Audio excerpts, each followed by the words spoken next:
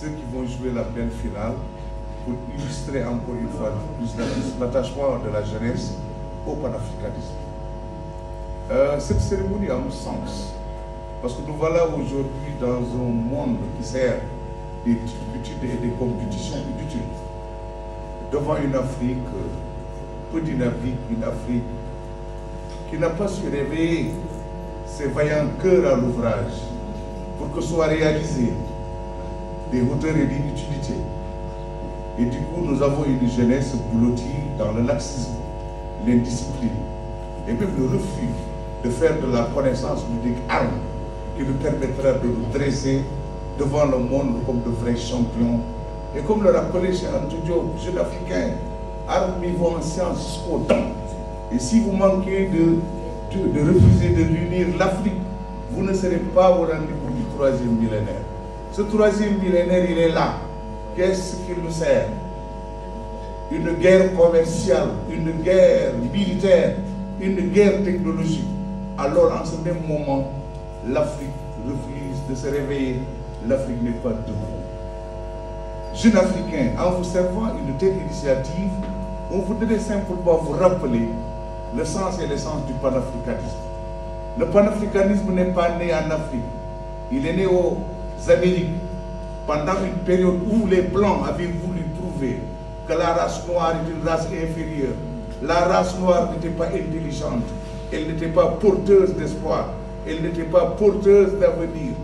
C'est en ce moment-là que des médecins blancs se sont évertués à disséquer le cerveau de blanc et de noir pour tenter de démontrer que le cerveau du noir était pareil au celui du singe. Le cerveau du blanc incarnait l'intelligence. C'est en ce moment même que de jeunes intellectuels comme Cheikh Anta Diop se sont levés haut pour prouver au monde que la civilisation est née en Afrique. Ce sont ces derniers également qui ont montré que la connaissance est née en Afrique. Jeunes, on vous donne aujourd'hui l'opportunité de montrer que vous êtes capable de réaliser la boucle de la civilisation qui était née en Afrique et que cette civilisation revienne en Afrique et que cette civilisation se réveille au Sénégal, aux îles de la Madeleine et que le Sénégal inonde le monde. Je suis convaincu qu'avec de telles initiatives portées par des jeunes comme vous, nous sommes capables de montrer aux autorités, de montrer à tous ceux qui décident pour l'Afrique, que l'Afrique n'est pas un continent inerte, l'Afrique n'est pas un continent statique, l'Afrique n'est pas du tout un continent tel qu'il est décrit par les autres.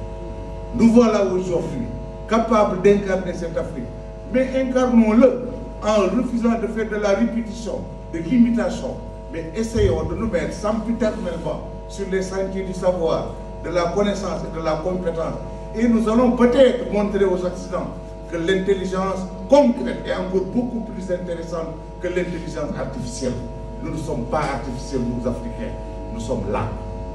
Cette génération, elle a encore besoin d'être éduquée, d'être orientée, d'être soulevée, pour que peut-être qu'elle comprenne qu'elle peut jouer un rôle, peut-être au 4e millénaire, si on va aller le plus loin possible.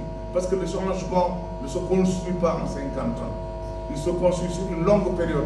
Mais ce qui est clair, c'est que le changement se dressera sur de la pépinière et la jeunesse incarne la pépinière. Chers finalistes, vous avez été très forts. Ce n'était pas du tout une compétition, mais c'était plutôt une envie de participation qui devait éclore en vous. L'envie d'être des Africains, parmi les Africains, je veux dire l'Afrique de l'excellence. Donc cette finale n'est pas du tout une compétition, mais c'est une célébration. Qu'est-ce que nous célébrons? Nous célébrons l'excellence. Nous célébrons la jeunesse. Nous célébrons l'Afrique unie. Nous célébrons le Sénégal debout. Et à la fin de la cérémonie, nous dresserons une main, une ceinture de main fraternelle et nous chanterons l'hymne de l'Afrique, l'Afrique qui nous avait fait rêver. Je vous remercie de votre aimable attention.